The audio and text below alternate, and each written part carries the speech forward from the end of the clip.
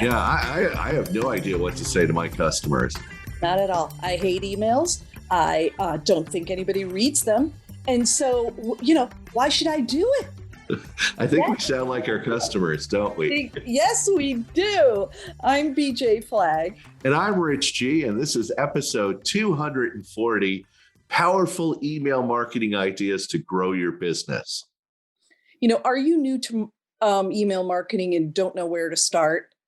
Yeah, or are you looking for a way to spruce up your content and strengthen the relationship with your contacts? An effective email marketing campaign can help you build relationships and turn them into solid customers and friends for life. Definitely friends for life. Yeah, friends for life. Absolutely.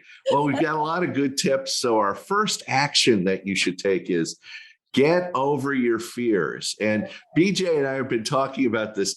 These are all, we've run into this with our clients constantly. So the first thing is people are fearful of writing. They're fearful of sending something out that might sound bad. So one of the hardest obstacles most business owners have is how to effectively communicate to their audience. So they don't do it.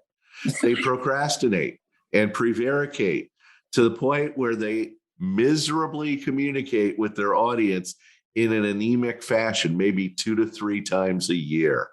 Really? If you're a mom and you have kids and they only contact you 2 to 3 times a year, yeah, they're on your shit list. Really. And you have to think of it that exact same way for sure. Yeah. If you're doing what Rich just talked about, you need help. Instead of filling your head with beliefs like, oh, they'll never read it, or oh, they don't open emails, understand one thing. You are not your customer. How many times have we said this? Jeez. They probably want to read it. They look forward to your ideas, tips, and offers on a regular basis. They actually want to hear from you and make it consistent. Yeah, you are a font of information about your industry. And here's the secret. Your clients and customers look forward to learning something new every day, every week, or every month. We too often get in our own way. We get in our heads and discourage our momentum by talking ourselves out of sending powerful emails. Get over it. Our second action kind of helps you here. Develop a routine and stick to it. Take the creativity and the fun out of it for a minute and develop a content calendar that clearly tells you what you're going to do now and what you are going to do for the next few months. One of the routines we use for clients is called the 12 and 4. You have 12 months in the year, 12 themes, 4 weeks. Look at every one of your weeks and determine from that theme, how can you break it down into easy, manageable pieces? And this can be used for all of your marketing. And it really makes it so much easier. Rich, as a seasoned email marketer, you have a curated list and you have a great approach.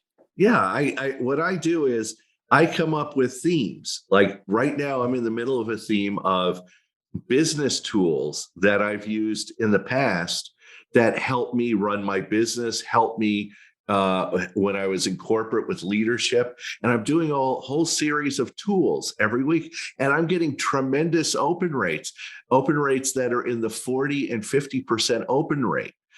So that, when you do stuff like this and you give people information and you stick to it, people look forward to it.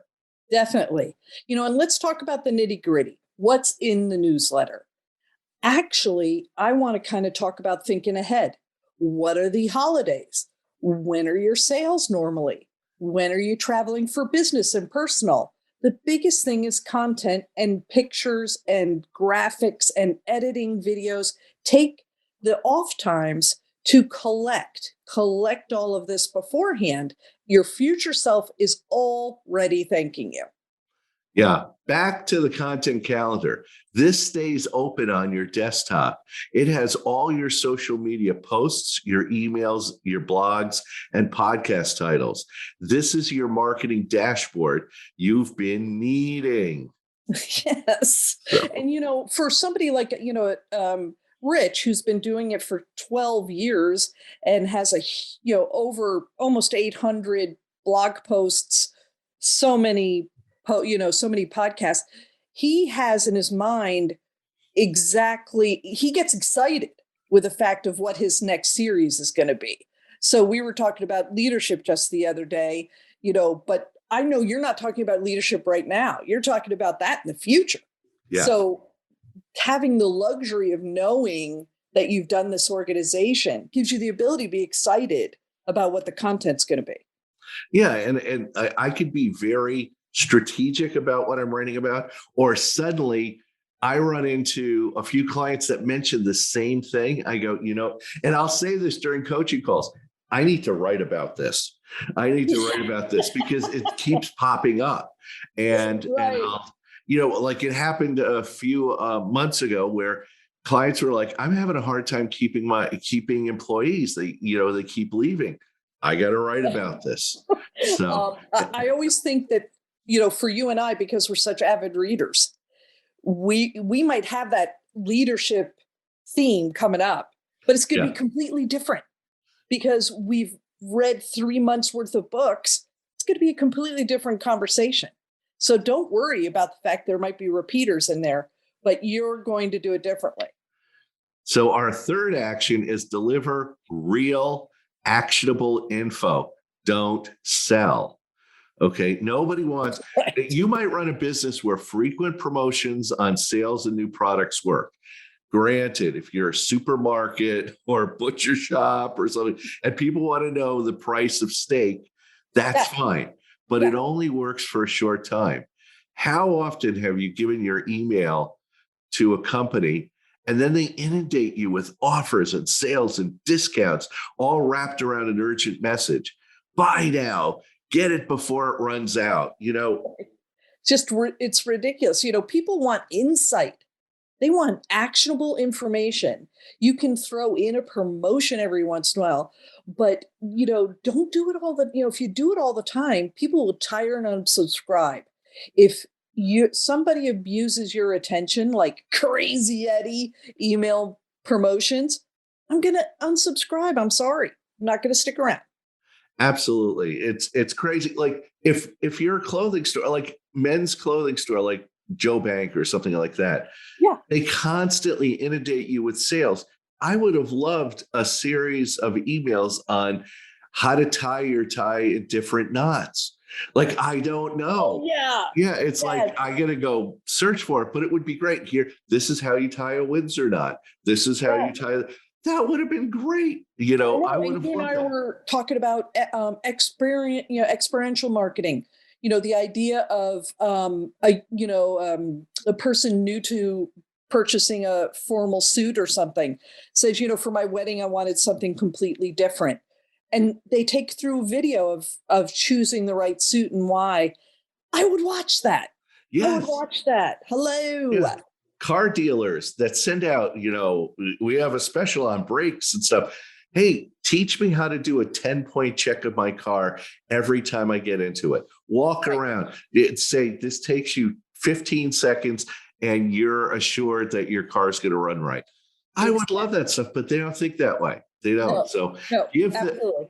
and it all ties into give them what they're hungry for, information and insights they can instantly leverage in their life or business.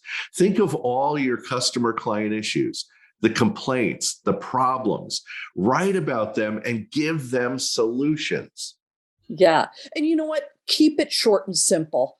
Quality over quantity. Introduce the problem, get 3 or 5 bulleted solutions, and get out. Most people have less than 60 seconds to read your email. Make it powerful. Yeah, that's why we stick to 4 actions every podcast. Because you're just about to get going. So let's move on to our 4th action. Feed and caring of your list. Your list is your gold. You have clients who come, to us and they have 100 people on their list. Now they've been in business for 20 years. They have over 3,000 past, present, and future clients, numerous vendors, tons of friends. What's wrong with this picture? Get those contacts into list and understand they do want to hear from you. Yes, segmenting is also essential on your list. Make people who attended a conference with you, and you want to tailor the message for that audience where the rest of the email is the same. Talking more specifically to them will be well received. Definitely. And this needs to be a calendar to do. Make it a promise to yourself. It's a half an hour. I have a little note that's open on my computer at all times where I drop people in as I meet them. And I make a little note about what segment they should be in. And then at the end of the month, or somebody in the office will take that list and stick them into the right segments. It is that easy, just an effortless situation. We will do a whole podcast about analytics. So don't think we're forgetting about it. Much to talk about. So look forward to it next week. Awesome. Rich, tell us about our resource. This is not a romance novel. It's not a romance novel. In fact, it is the Bible on how to write emails that sell. Secrets from the most profitable emails ever written by the famous Mac Bakac. If you want a big, long book filled with lots of fluff that takes days to read, this book is not for you. However, if you want fast, concise, excellent information on how to properly monetize your email marketing, this book is definitely for you. Matt gets right down to the brass tacks and shows you how to get more opens, clicks, leads, sales through your emails. But there is no fluff. Absolutely no fluff in this entire thing. With the clear examples on how you can, definitely copy, and doesn't have to be always selling. So it's a great book. I think you'll enjoy it. So we have a fantastic premium sponsor today. If you find yourself stuck on how to communicate with your audience, you need Rich to help you develop a strategy and a process to make it easy and, most of all, effective. Rich is offering one free spring coaching session to anyone in our podcast audience. Connect with Rich at richg.com. There's a Calendly link on his homepage to make it easier. And our other premium sponsor is BJ Flagg. Want to have the best foundation for successful marketing campaign built to get you on the best conversion path? Look no further. You need an innovative team to help propel your business to the next level of marketing. Reach out to BJ at New Renew Brand Marketing at NURENU.com. Thank you to our podcast producer, and he's actually the prince of podcasts. He's the prince this week. He's the prince, Rich Scalzo, who always brings his A game, bringing you the best small business podcast every Tuesday.